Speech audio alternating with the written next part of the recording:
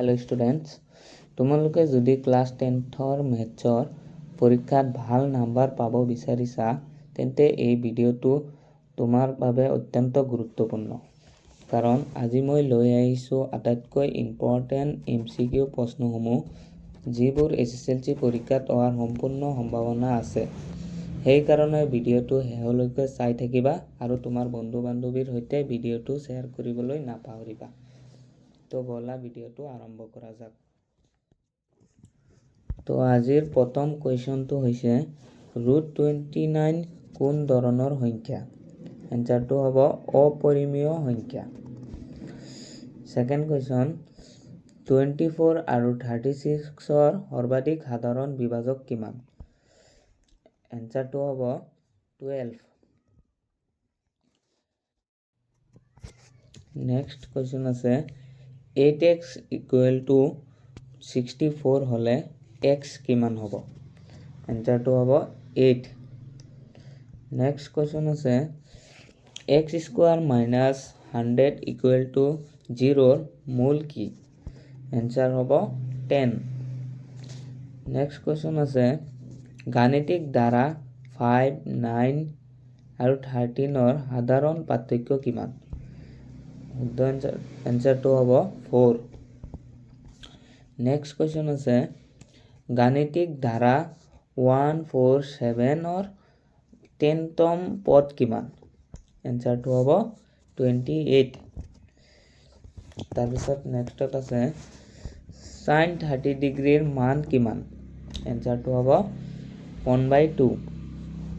তাৰপাছত আছে cos 60 ডিগ্ৰীৰ মান কিমান?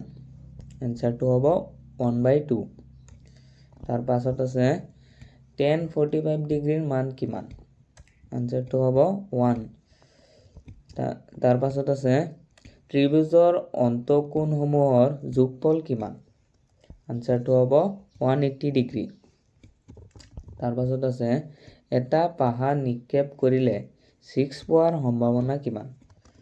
শুদ্ধ এনচাৰটো হ'ব 1/6। তাৰপাছত আছে √144 কিমান? মানে √144ৰ মান কিমান হ'ব? শুদ্ধ এনচাৰটো হ'ব 12।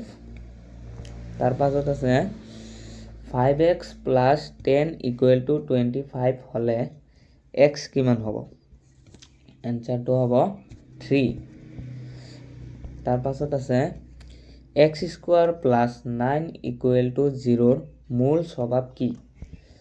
এনচাৰ হ'ব কাল্পনিক মূল। তাৰপাছত আছে গাণিতিক ধাৰাৰ nতম পদৰ সূত্ৰ কি? শুদ্ধ এনচাৰটো হ'ব a + n - 1 × d। তাৰপাছত 16 নম্বৰ sin 90 ডিগ্ৰীৰ মান কিমান? শুদ্ধ এনচাৰটো হ'ব 1। তাৰপাছত cos 90 ডিগ্ৰীৰ মান কিমান? এনচাৰটো হ'ব 0। তাৰপাছত আছে tan 0 ডিগ্ৰীৰ মান কিমান?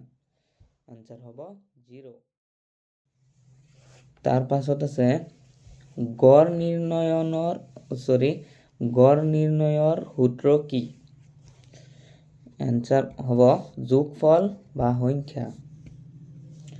তাৰপাছত আছে সম্ভাৱনাৰ সৰ্বাধিক মান কিমান? এনচাৰ হ'ব 1। তাৰপাছত আছে x² - 16 = 0ৰ মূল কি? শুদ্ধ এনচাৰটো হ'ব +/- 4। তাৰপাছত আছে √7 কোন ধৰণৰ সংখ্যা? শুদ্ধ এনচাৰটো হ'ব অপৰিমেয় সংখ্যা।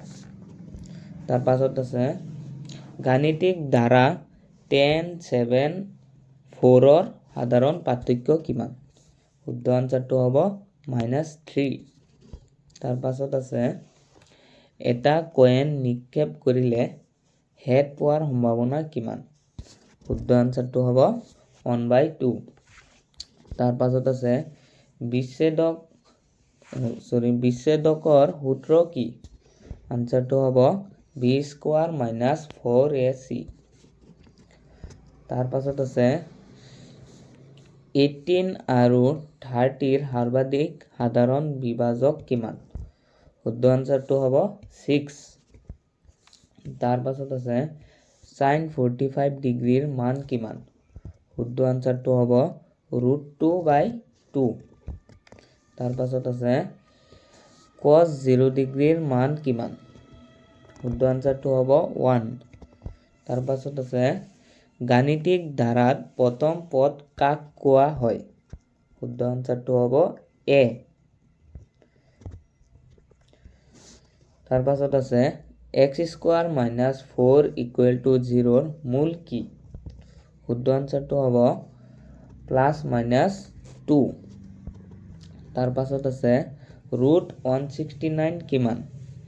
মানে 169ৰ মান কিমান? শুদ্ধ আনসাৰটো হ'ব 13। তাৰ পাছত আছে 9x = 72 হ'লে x কিমান? শুদ্ধ আনসাৰটো হ'ব 8। তাৰ পাছত আছে sin² θ + cos² θ কিমান? আনসাৰটো হ'ব 1। তাৰ পাছত আছে সম্ভাৱনাৰ সৰ্বনিম্ন মান কিমান? শুদ্ধ আনসাৰটো হ'ব 0। তাৰ পাছত আছে গাণিতিক ধাৰাৰ 2, 6, 10ৰ সাধাৰণ পাৰ্থক্য কিমান? শুদ্ধ আনসাৰটো হ'ব 4। তাৰ পাছত আছে tan 60 ডিগ্ৰীৰ মান কিমান? শুদ্ধ আনসাৰটো হ'ব √3। তাৰ পাছত আছে 5² + 12² কিমান? তাৰ পাছত আছে 169।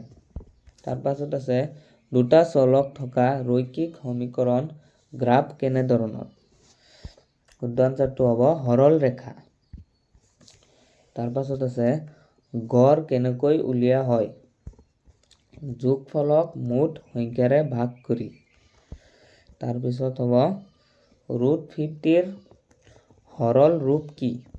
শুদ্ধ আনসাৰটো হ'ব 5√2।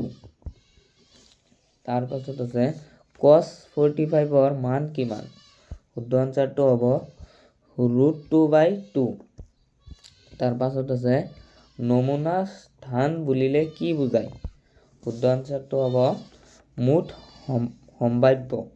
তাৰ পাছত আছে গাণিতিক ধাৰাৰ যোগফলৰ সূত্ৰ কি? শুদ্ধ আনসাৰটো হ'ব n/2 × 2a + n - 1 × d। তাৰ পাছত আছে পাইথাগোৰাছৰ উপপাদ্য কিহৰ লগত জড়িত? শুদ্ধ আনসাৰটো হ'ব সমকোণ ত্ৰিভুজ বা সমকোণী ত্ৰিভুজ।